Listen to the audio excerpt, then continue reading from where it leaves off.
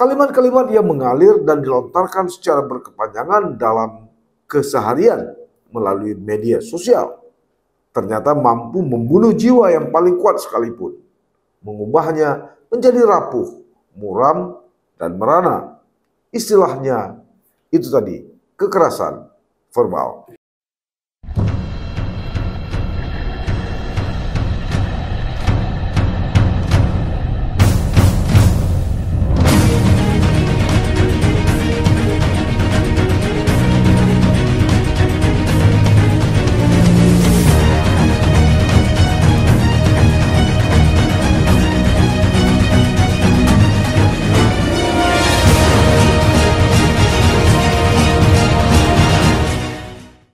Assalamualaikum warahmatullahi wabarakatuh. Sahabat Titik Balik, kali ini saya ingin mencoba berbicara dengan Anda seputar ujaran kebencian, pencemaran nama baik, dan perilaku agresif verbal di media sosial. Ini tentu saja tidak lepas dari beberapa peristiwa. Misalnya bagaimana seorang warga Gandapura, Kabupaten Biren yang bernama Yuni, seorang tunangan almarhum Imam Maskur, yang kemudian melaporkan Cutbul ke Polda Aceh karena merasa namanya telah dicemarkan. Dan terkini Said Muhammad Mulyadi melaporkan Muhammad Ishak atau Abu Laut yang hari ini sudah diciduk oleh tim cyber Polda Aceh. Said juga mengaku melaporkan Abu Laut karena martabatnya telah terhina dan namanya telah dicemarkan. Sahabat Titik Balik, perilaku agresif suka atau tidak telah muncul di media sosial. Pelakunya tentu saja para pengguna internet, saya dan Anda atau kita semua. Dan pengikutnya tentu mudah terdeteksi ya di media sosial seperti Instagram, Twitter, YouTube, Facebook, dan TikTok. Salah satu perilaku agresif verbal itu berupa kata-kata yang menjelek-jelekkan, caci maki, umpatan, dan lain sebagainya. Karena kata-kata itulah telah menjerat TikToker Muhammad Ishak atau lebih dikenal sebagai Abu Laut. Tentu bukan hanya Abu Laut. Perilaku dan perbuatan serupa juga dilakukan jutaan orang atau warganet di belahan dunia ini. Ya, baik di Indonesia, di Aceh maupun di mana-mana. Seperti pedang menusuk, kata yang diucapkan dengan nafsu menyakitkan bisa mengakibatkan luka yang sulit sembuh. Trauma yang membekas hingga bertahun-tahun atau traumanya membekas hingga bertahun-tahun.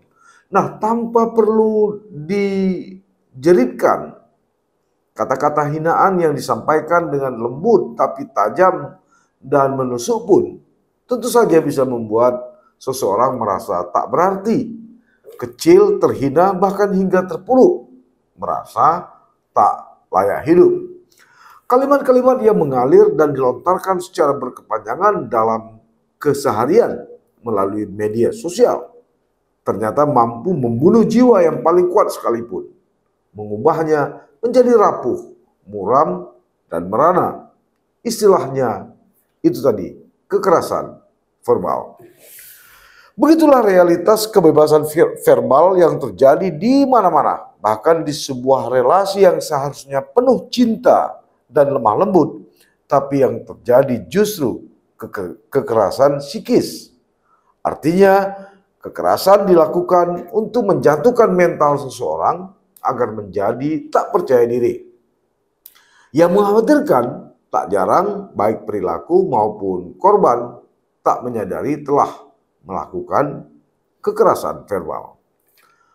Lantas bagaimana sebenarnya asal usul dari ujaran kebencian yang berujung pada pencemaran nama baik tersebut? Apakah fenomena ini baru atau sebetulnya sudah ada sejak zaman dahulu? Namun baru kelihatan sekarang setelah internet mewabah. Nah, para ahli komunikasi dan psikologi berpendapat ujaran kebencian dapat didorong oleh berbagai faktor.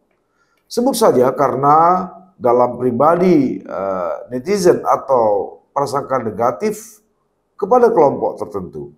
Misalnya ada penilaian bahwa satu kelompok agama atau etnis tertentu tidak beradab, pelit, sangat eksklusif, dan lain sebagainya.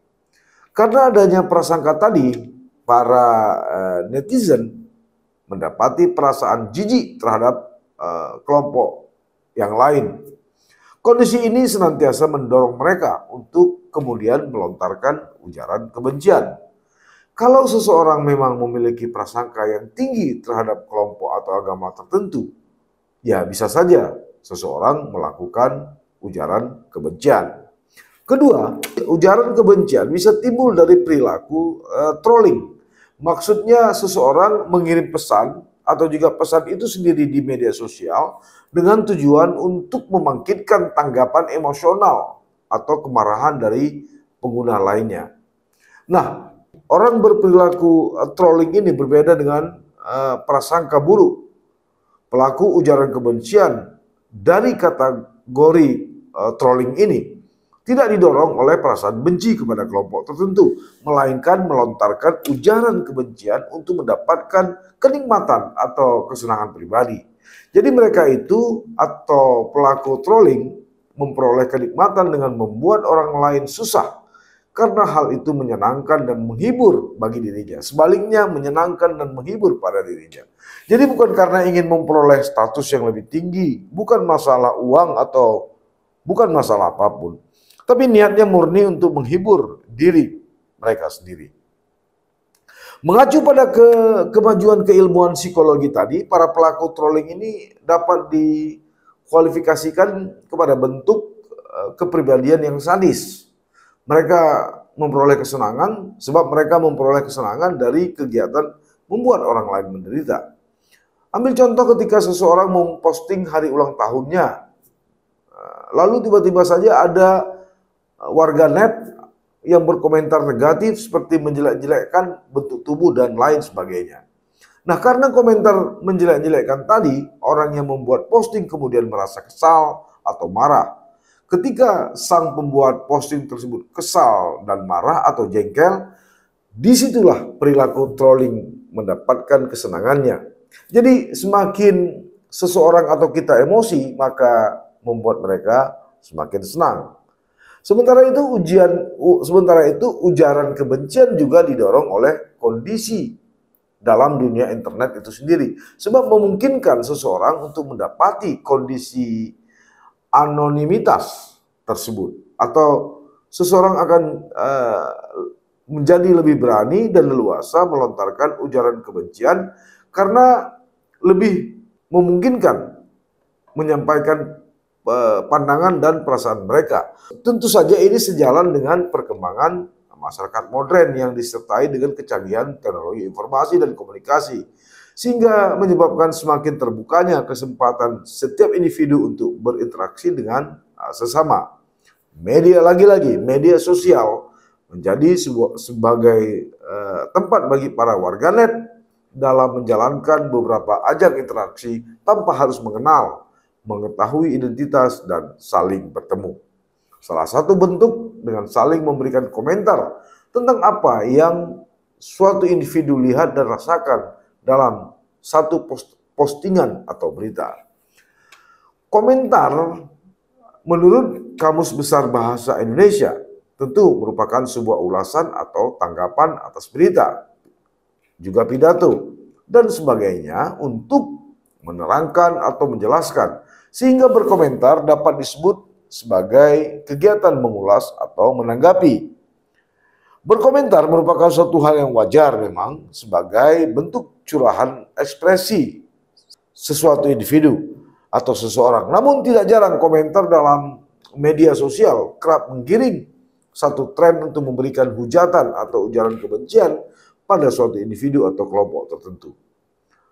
Tidak tersedianya pembatasan baik dan buruk dalam berkomentar, inilah yang menjadi titik awal dalam penyalahgunaan media sosial di era gawai ini. Hal tersebut tentu saja dapat mengakibatkan polemik antar individu atau kelompok, seperti perasaan sakit hati, kegaduhan, hingga kekerasan. Ujian kebencian tentu bertolak belakang dengan konsep kesantunan berbahasa, sama halnya dengan etika berkomunikasi. Karena itu terdapat banyak faktor pendorong. Kenapa? Seseorang seperti Abu Laud katakanlah melakukan ujaran kebencian seperti permasalahan emosional pribadi, berita bohong, dan bahkan sekedar iseng. Kasus ujaran kebencian yang dapat kita temukan bersama di media sosial tentu sangat beragam. Dapat berupa penghinaan terhadap satu ras atau individu, penghinaan terhadap fisik atau penampilan seseorang, bahkan hal miris seperti menyuruh sesuatu individu untuk menghilangkan nyawanya. Ujaran kebencian di media sosial termasuk ke dalam cyberbullying atau komentar jahat yang memang ditujukan untuk menghina, merendahkan, membuat korban merasa sakit. Masalah tersebut tentu saja tidak bisa diabaikan karena dapat mempengaruhi permasalahan mental seseorang. Ujaran kebencian atau komentar negatif umumnya juga banyak ditemukan di media sosial. Hal ini dapat kita lihat dari program virtual police yang dibentuk dengan tujuan menegur akun yang dinilai melakukan pelanggaran Undang-Undang ITE yang berisi ujaran kebencian dan sara. Sejak pembentukan virtual police tersebut dalam rentang waktu 100 hari kerja saja, mulai dari 23 Februari 2021 hingga 31 Mei 2021 ketika itu, Twitter menjadi media sosial yang paling banyak mendapat teguran atau sebanyak 215 akun. Disusul Facebook 180 akun, Instagram 14 akun, dan YouTube 19 akun. Ketika itu belum ada TikTok. Nah, kebebasan di media sosial menjadi penyebab individu tidak merasa takut untuk meninggalkan beberapa ujaran kebencian di suatu postingan atau berita. Penyebabnya yaitu tadi, anonimitas yang disediakan media sosial juga menyebabkan banyak orang merasa aman untuk mengatakan hal apapun. Bahkan meninggalkan ungkapan cacian, kutukan, dan hinaan tanpa diketahui identitasnya oleh orang banyak. Terlebih orang yang mereka hujat bukanlah orang yang mereka kenal, sehingga mengurangi dampak perasaan bersalah dari pelaku. Di sisi lain sudah menjadi hal umum, banyak individu yang memberikan hujatan dengan kedok mengkritik. Mereka berdalih menyampaikan sesuatu pesan untuk memperbaiki sesuatu yang dianggap salah dari individu yang dikritik. Sayangnya, hal yang disebut kritik tadi bahkan sudah tidak dapat dianggap membangun dan cenderung mengarah terhadap penghinaan. Jadi, apa esensi dari kritik tersebut? Apakah mungkin hanya untuk sensasi pribadi semata? Selain itu, komentar negatif berupa hujatan juga mudah mempengaruhi pikiran individu lain yang mendengar atau membacanya, sehingga timbullah fenomena ikut-ikutan yang menyebabkan banyaknya warganet tergiring untuk ikut melemparkan komentar negatif, sekedar untuk mendapat banyak dukungan, biar terlihat tren atau mengikuti tren tanpa mengetahui apa yang terjadi dari inti permasalahan. Di sudut lain, mereka juga lupa dampak dari ujaran kebencian bagi para korban tentu sangat berbahaya. Apalagi media sosial merupakan tempat yang terbuka sehingga ujaran kebencian yang dilontarkan dapat dilihat oleh khalayak ramai. Hal inilah yang dapat menyebabkan terjadinya tekanan sosial, stres, trauma, hingga seseorang menghilangkan nyawanya sendiri. Selain itu, kondisi tersebut juga dapat menyebabkan seseorang korban merasa takut berada dalam lingkungan sosial, sehingga akan memilih untuk mengisolasikan dirinya dan tidak lagi mau berinteraksi. Karena itu, sahabat titik balik, diperlukan kesadaran yang lebih bagi para warganet dalam menjaring ujaran yang ingin diungkap. Kesadaran mengenai jeratan pidana melalui Undang-Undang ITE juga sangat diperlukan agar setiap warganet lebih berhati-hati dalam mengungkap pikirannya saat berkomentar. Jadi salah satu yang sudah terbukti adalah atau sudah terjerat adalah Abu Laut. Ya. Hanya itu, tunggu dulu. Media sosial juga bisa menjadi parameter untuk kita melihat bagaimana fenomena kesehatan mental masyarakat. Salah satunya TikTok yang paling banyak diunduh sejak 2020 lalu. TikTok atau Douyin di Cina adalah layanan jejaring sosial berbagi yang menggunakan video berdurasi pendek sebagai media untuk menangkap dan menyajikan kreativitas, pengetahuan, dan momen lainnya yang dimiliki satu perusahaan teknologi internet yang berbasis di Beijing dan diciptakan pada tahun 2012 lalu oleh Zhang Jimmy. TikTok menawarkan berbagai fitur yang menarik.